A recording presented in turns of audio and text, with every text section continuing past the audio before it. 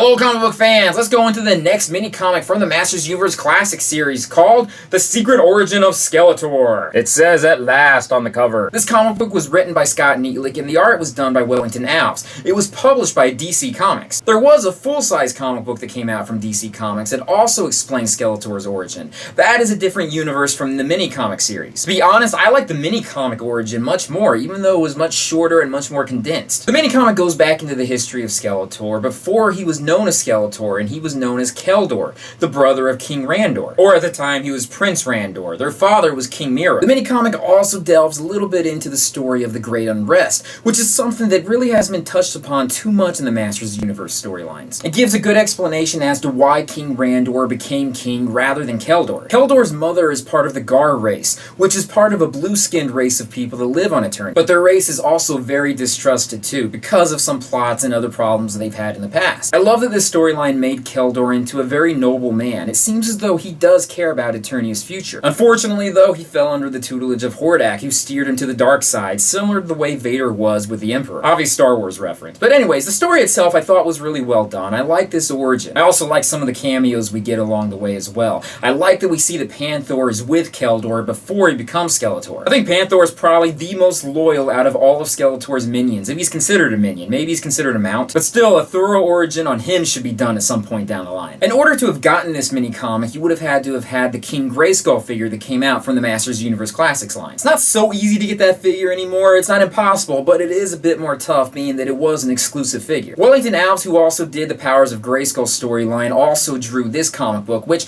he did a great job. Really love his art style, and I think he's really spot on when he draws his characters. But anyways, that's all I can really say about this mini-comic. Personally, I thought it was awesome. Thank you guys for joining me in this comic book review, and I'll join you in another one very soon.